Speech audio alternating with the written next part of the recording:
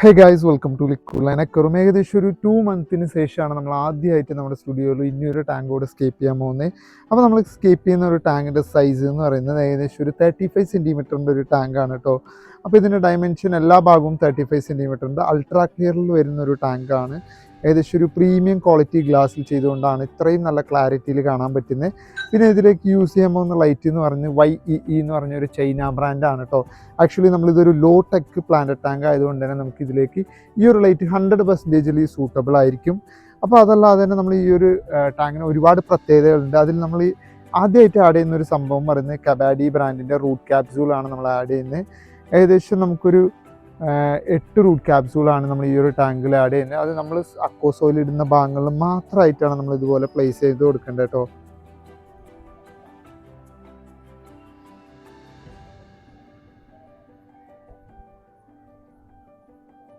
Actually നമ്മൾ root capsule add ചെയ്യുമ്പോൾ ഏകദേശം ഒരു 2 മന്തിന് വൺസ് നമ്മൾ ഈ റൂട്ട് ക്യാപ്സ്യൂൾ അഡീഷണലി നമ്മൾ ടാങ്കിലേക്ക് ആഡ് ചെയ്ത് കൊടുക്കേണ്ടി വരും. അതിനുശേഷം നമ്മൾ യൂസ് ചെയ്യുന്ന സോയിൽ എന്ന് പറഞ്ഞ് നമ്മുടെ മാസ്റ്റർ സോയിലാണ് കേട്ടോ. ഏകദേശം നമ്മളൊരു 5 ഇയേഴ്സ് ഓൾറെഡി നമ്മൾ യൂസ് ചെയ്തൊരു സോയിലാണ്. അതുകൊണ്ടാണ് നമ്മൾ ആദ്യം തന്നെ ഈ ഒരു റൂട്ട് ക്യാപ്സ്യൂൾ ആഡ് ചെയ്യാനുള്ള കാരണം കേട്ടോ. വേറെ ഒന്നുമല്ല, നമ്മൾ ആദ്യമായിട്ട് ഫ്രഷ് സോയിലാണ് ഉപയോഗിക്കുന്നതെങ്കിൽ ഈ റൂട്ട് ക്യാപ്സ്യൂളിൻ്റെ ആവശ്യമില്ല. നമ്മൾ ഏകദേശം ഒരു 5 ഇയേഴ്സ് ഓൾറെഡി നമ്മൾ ഈ ഒരു സോയിൽ നമ്മൾ യൂസ് ചെയ്ത് അതിൽ ന്യൂട്രീഷൻ കാര്യങ്ങളൊക്കെ തീർച്ചയായിട്ടും കുറവായിട്ടുണ്ടാവും. അതിന് ന്യൂട്രീഷൻ ബൂസ്റ്റ് ചെയ്യാൻ വേണ്ടിയാണ് നമ്മൾ ഈ ഒരു റൂട്ട് ക്യാപ്സ്യൂൾ നമ്മൾ ഇതിലേക്ക് ആഡ് ചെയ്യുന്നത് കേട്ടോ. അപ്പോൾ മാക്സിമം യൂസ് ചെയ്ത സോയിൽ പിന്നീട് നമ്മൾ സ്കേപ്പിങ്ങിന് യൂസ് ചെയ്യുകയാണെങ്കിൽ നമ്മൾ മസ്റ്റായിട്ട് ഇങ്ങനത്തെ നല്ല രീതിക്കുള്ള ന്യൂട്രീഷനുള്ള റൂട്ട് ക്യാപ്സ്യൂളും കാര്യങ്ങളൊക്കെ ആഡ് ചെയ്യേണ്ടി വരും. അതിനുശേഷം നമ്മൾ ബാക്ക് പോർഷനിൽ മാത്രമാണ് നമ്മൾ ഈ ഒരു അക്കോസോയിൽ ഉപയോഗിക്കുന്നതുകൊണ്ട് നമ്മൾ ഫ്രണ്ടിലുള്ള ഭാഗത്ത് നിന്ന് നമ്മൾ അക്കോസോയിൽ കാര്യങ്ങളൊക്കെ നമുക്ക് ബാക്കിലേക്ക് കുറച്ചാക്കി കൊടുത്തിട്ടുണ്ട്. അപ്പോൾ നിങ്ങൾക്ക് അറിയാൻ പറ്റും ഏകദേശം ഒരു 2 ഇഞ്ച് തിക്നെസ്സിലെങ്കിലും നമ്മൾ അക്കോസോയിൽ ഇട്ട് കഴിഞ്ഞാലേ നമ്മുടെ പ്ലാന്റ്സിൻ്റെ റൂട്ട് കാര്യങ്ങളൊക്കെ പിടിച്ച് വളരാൻ ഭയങ്കര ഈസി ആയിട്ടിരിക്കുള്ളൂ.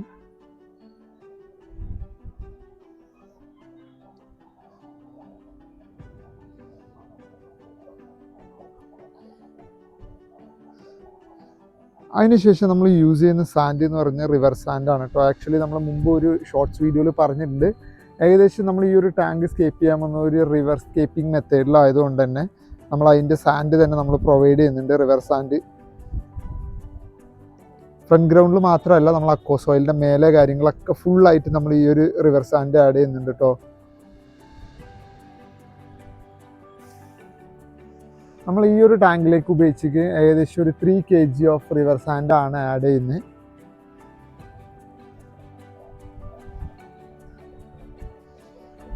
അതിനുശേഷം നമ്മൾ സോയിൽ എല്ലാ ഭാഗത്തേക്കും ഒന്ന് ഇതാക്കി കൊടുക്കണം. ഒരിക്കലും അക്കോസോയിൽ മുകളിലേക്ക് വരാതെ രീതിക്ക് തന്നെ നമ്മൾ ചെയ്ത് കൊടുക്കേണ്ടതാണ് കേട്ടോ.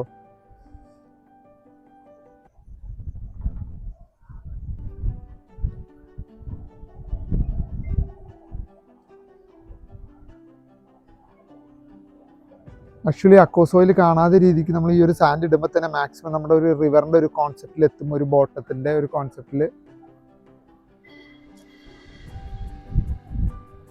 അതിനുശേഷം നമ്മുടെ സോയിലൊന്ന് നല്ല രീതിക്കൊന്ന് നനച്ചു കൊടുക്കണം. കാരണം നമ്മൾ പ്ലാന്റിങ് ചെയ്യുമ്പോൾ നമ്മൾ സോയിൽ ട്യൂസറിൽ കാര്യങ്ങളൊന്നും ഒട്ടി വരാതിരിക്കാനാണ് നമ്മൾ ഈ ഒരു വെള്ളം സ്പ്രേ ചെയ്ത് കൊടുക്കുന്നത് കേട്ടോ.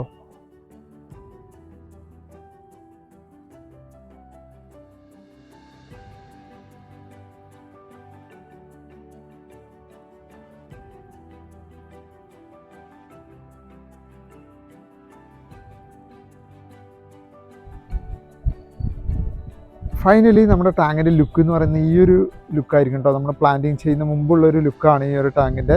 അപ്പോൾ നമ്മൾക്ക് ഈ മുമ്പ് പറഞ്ഞ പോലെ തന്നെ നമ്മൾ ഇതിലേക്ക് യൂസ് ചെയ്യുന്ന പ്ലാന്റ് എന്ന് പറയുന്നത് ഭയങ്കര ലോ മെയിൻ്റനൻസ് പ്ലാന്റ് ആണ്. നമ്മുടെ ഔട്ട്ഡോർ ടബുകളിലൊക്കെ കീപ്പ് ചെയ്തിരിക്കുന്ന വാലസറയുടെ സ്പൈറൽ ലീഫ് എന്ന് പറഞ്ഞൊരു പ്ലാന്റാണ് നമ്മൾ ഇതിലേക്ക് ഉപയോഗിക്കുന്നത്. ഇതാണ് നമ്മൾ പറഞ്ഞ സ്പൈറൽ ലീഫ് എന്ന് പറഞ്ഞൊരു വെറൈറ്റി. ആക്ച്വലി ബാക്ക്ഗ്രൗണ്ട് പ്ലാന്റ് ആണ് നമ്മുടെ ഈ ഒരു സ്പൈറൽ ലീഫ് എന്ന് പറഞ്ഞ വെറൈറ്റി കേട്ടോ.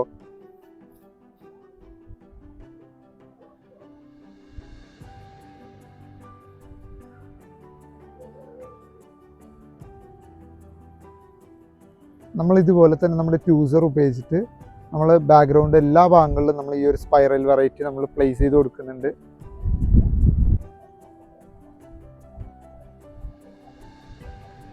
ഏകദേശം ബാക്ക്ഗ്രൗണ്ട് നല്ല രീതിക്ക് ഹൈറ്റായിട്ട് വളരുന്ന ഒരു പ്ലാന്റ് ആണ് വാലസറിയ. അപ്പോൾ നിങ്ങൾ മാക്സിമം ചെറിയ ചെറിയ നാനോ ടാങ്കുകളിലൊന്നും വാലസെറിയ ഉപയോഗിക്കാതിരിക്കുക. വാലസെറിയയുടെ ഉപയോഗിക്കുകയാണെങ്കിലും വാലസെറിയ നാന എന്ന് പറഞ്ഞ പ്ലാന്റ് ഉപയോഗിക്കുക. വാലസെറിയയുടെ സ്പൈറൽ, വാലസെറിയയുടെ ജംഗിൾ വെറൈറ്റി ഒക്കെ ഉപയോഗിച്ച് കഴിഞ്ഞാൽ നല്ല രീതിക്ക് ഹൈറ്റായിട്ട് വളരുന്ന ഒരു പ്ലാന്റാണ്. പിന്നെ നിങ്ങൾക്ക് മോസ്റ്റ്ലി ഒരുപാട് പേർക്ക് അറിയാത്തൊരു വെറൈറ്റി പ്ലാന്റ് കൂടെ നമ്മളേക്ക് ഇതിലേക്ക് ഉൾപ്പെടുത്തുന്നുണ്ട് കേട്ടോ.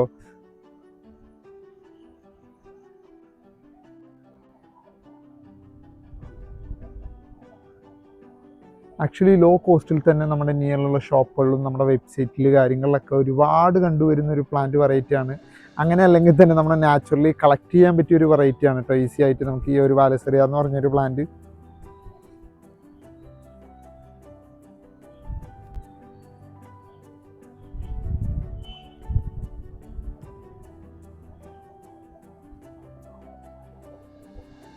ഫൈനലി നമ്മൾ ബാക്ക്ഗ്രൗണ്ട് ഭാഗങ്ങളിലൊക്കെ നമ്മൾ വാലസെറിയയുടെ സ്പൈറൽ നമ്മൾ പ്ലേസ് ചെയ്തിട്ടുണ്ട്.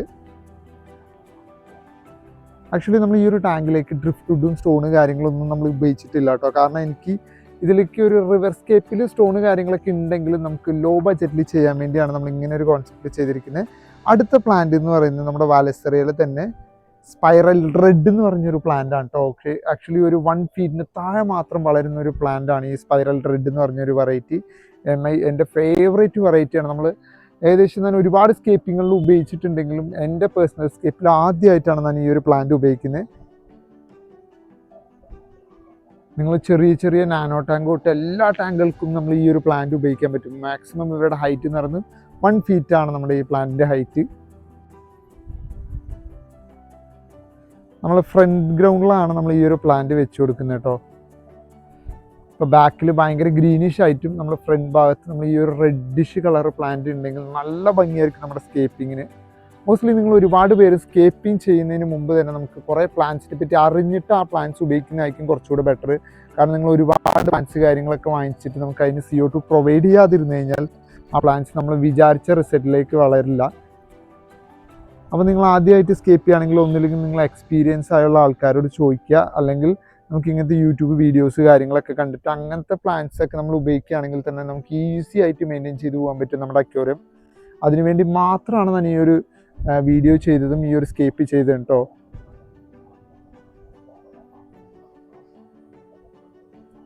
ഏകദേശം ഒരു 12 സ്റ്റെമ്മാണ് നമ്മൾ ഈ ഒരു ടാങ്കിലേക്ക് പ്ലേസ് ചെയ്തത് കേട്ടോ. വാലസെറിയ റെഡ് എന്ന് പറഞ്ഞ പ്ലാന്റ്.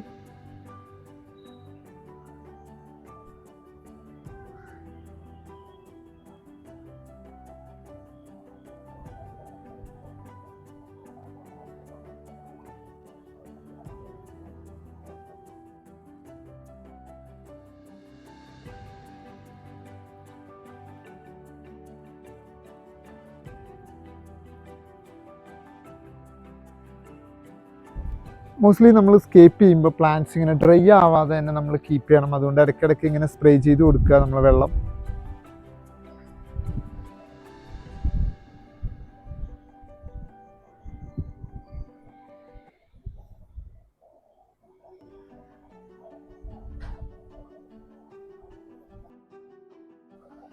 ഫൈനലി ലാസ്റ്റായിട്ട് നമ്മൾ നമ്മുടെ ടാങ്കിലേക്ക് വാട്ടർ ആഡ് ചെയ്യണം കേട്ടോ. ഏകദേശം നല്ല സ്ലോ രീതിക്ക് തന്നെ നമ്മൾ വെള്ളം ആഡ് ചെയ്യണം, അല്ലെങ്കിൽ നമ്മുടെ അക്വാസ് ഓയിൽ മുകളിലേക്ക് വരാൻ ചാൻസ് ഒരുപാട് കൂടുതലാണ്. അതല്ലെങ്കിലും പ്ലാന്റ്സ് നമ്മൾ പ്ലേസ് ചെയ്തൊക്കെ മുകളിൽ പൊങ്ങി വരാൻ ചാൻസ് കൂടുതലാണ്. അപ്പോൾ വെള്ളം നമ്മൾ ഫില്ല് ചെയ്യുമ്പോൾ നല്ല സ്ലോലി ഫില്ല് ചെയ്യുന്നതാണ് ഏറ്റവും ബെറ്റർ കേട്ടോ. അല്ലെങ്കിൽ നമുക്ക് ഇങ്ങനത്തെ പ്ലാസ്റ്റിക് കവേഴ്സൊക്കെ സോയിലിൻ്റെ മുകളിൽ വെച്ചിട്ട് വെള്ളം ഫില്ല് ചെയ്യുന്നതും കുറച്ചുകൂടെ ബെറ്റർ ആയിരിക്കും. ഫൈനലി വാട്ടർ ഫില്ല് ചെയ്ത് കഴിയുമ്പോൾ ടാങ്കിൻ്റെ കോൺസെപ്റ്റ് എന്ന് പറയുന്നത് ഈ ഒരു കോൺസെപ്റ്റിലാണ് ഉണ്ടാവുക. പിന്നെ നമ്മൾ ഈ ടാങ്കിലേക്ക് ഉപയോഗിക്കുന്ന ഒരു ഫിൽറ്റർ എന്ന് പറയുന്നത് സൺസണിൻ്റെ തന്നെ ടോപ്പ് എൻഡ് മോഡലായ ഹാങ് ഓൺ ബാക്കിൽ സൺസൺ YBF 600 എന്ന് പറഞ്ഞൊരു മോഡൽ ഫിൽറ്ററാണ് ഞാൻ ഈ ഒരു ടാങ്കിലേക്ക് ഉപയോഗിച്ചിരിക്കുന്നത്.